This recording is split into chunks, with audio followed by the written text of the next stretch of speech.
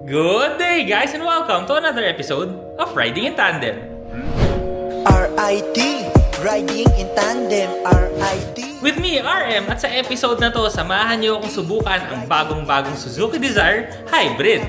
Ano, ready na ba kayo? Tara na!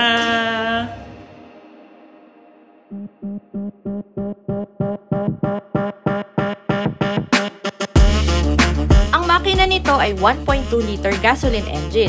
May maximum output ito na 81.58 PS at may maximum torque naman na 111.7 Nm. May kasama rin tong 12 volts hybrid system at ang electric motor maximum output ay 2.19 kW. Ang transmission nito ay CVT.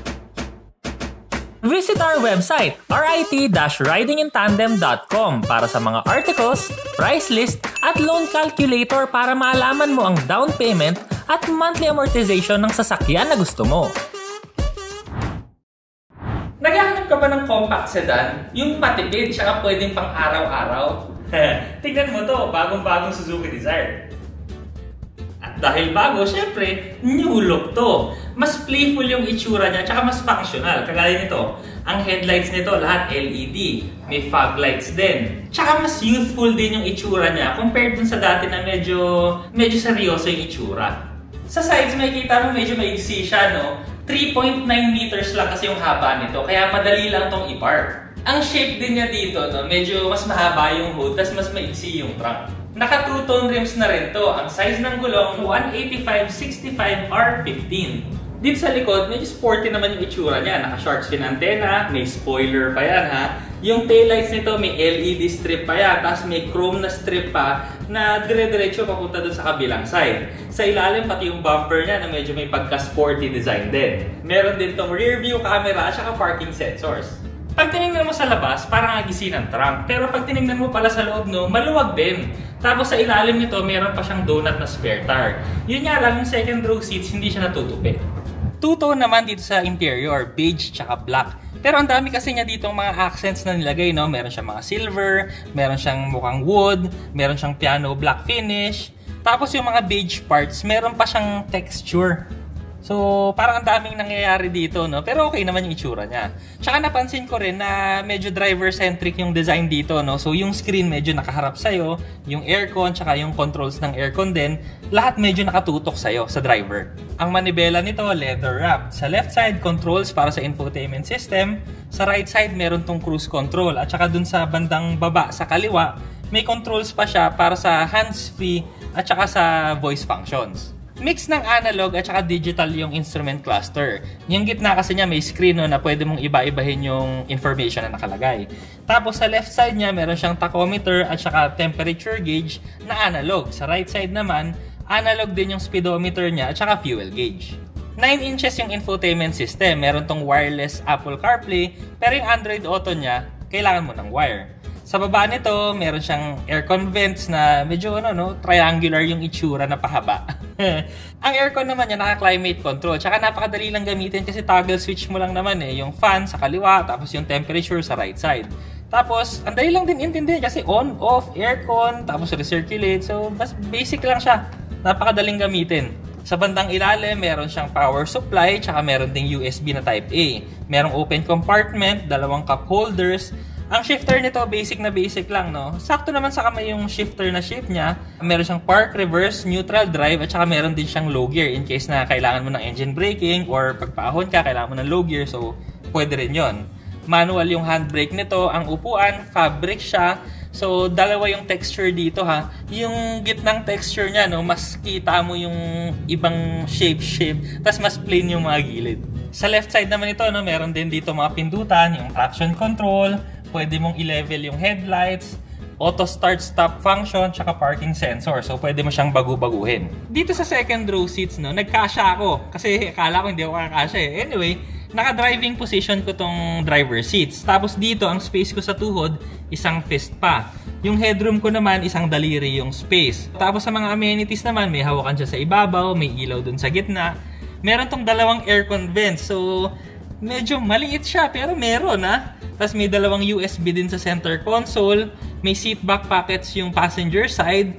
Meron siyang armrest na may dalawang cup holders, ISOFIX tethers, tsaka tatlo rin yung seatbelt dito sa likod. kamusta naman kayang manahuhin ang bagong-bagong Suzuki Dzire? Eh di subukan natin! Let's go! So una na natin subukan turning radius na kasi nandito na tayo, tapos doon tayo pupunta eh. Let's go!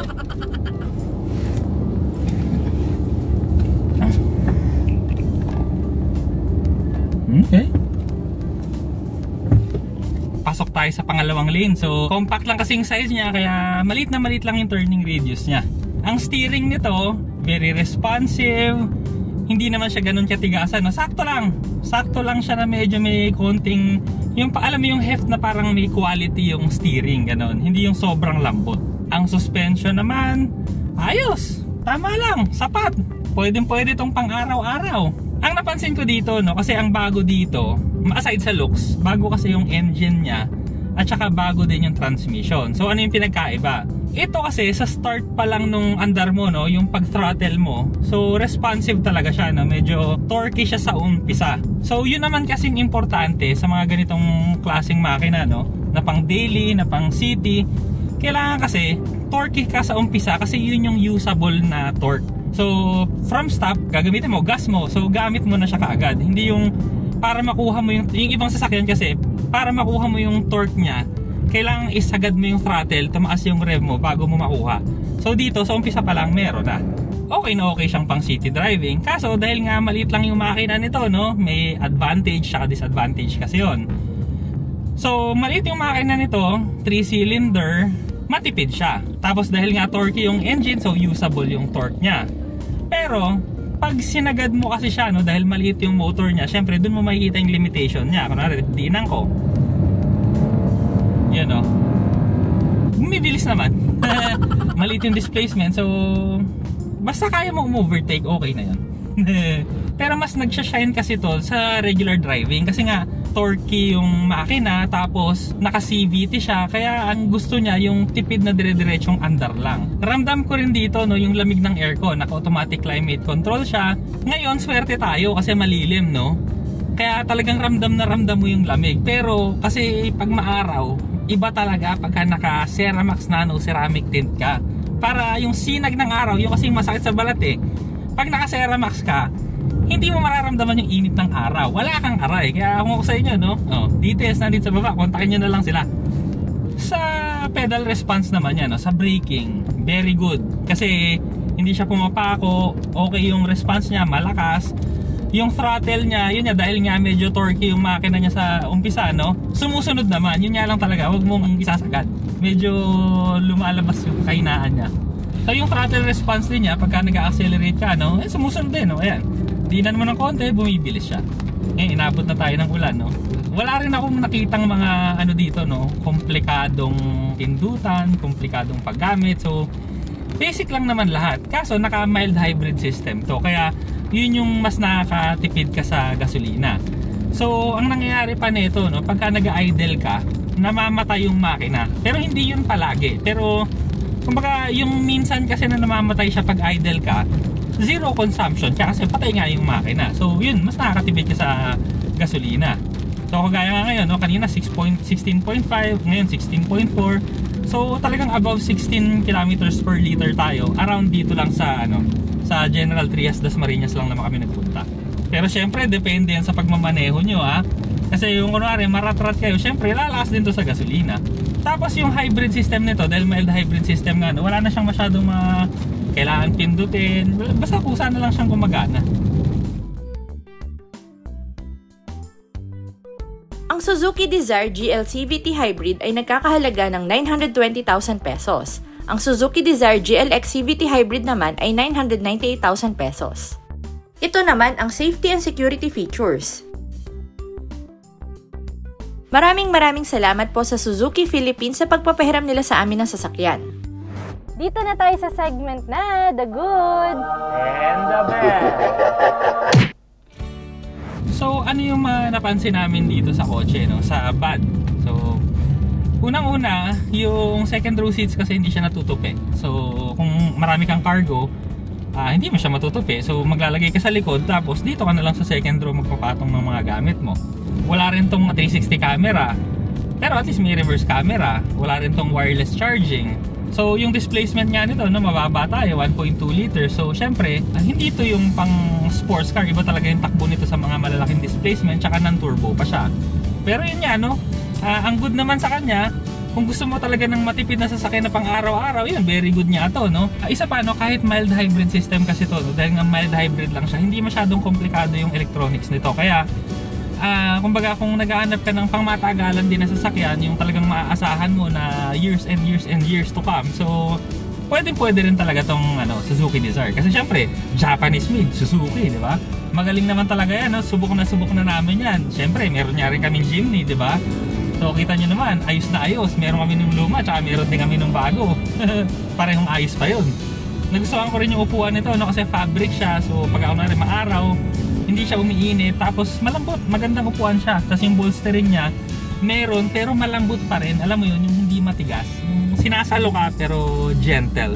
So yun yan, no? Kung naghahanap ka ng pangmatagalan mo na sasakyan na matipid sa gasolina dahil nga may mild hybrid system, at saka syempre magaan din to, kaya matipid talaga sa gasolina, na madaling gamitin pang everyday use kasi 3.9 meters nga lang yung haba niya. So kung ipo-park mo yun kunwari sa mga gilid ng kalsada na parking, so napakadali niya.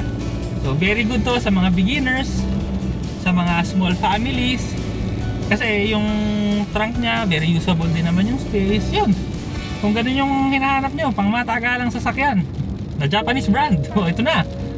Subukan nyo na lang ang Suzuki Dzire Hybrid. Maraming salamat po sa panonood. Sana nag-enjoy kayo sa video na to. Next video na. RIT, riding in tandem. RIT, riding in tandem. RIT, riding in tandem. Siksik na impormasyon mula kay RM at Elaine. RIT, riding in tandem.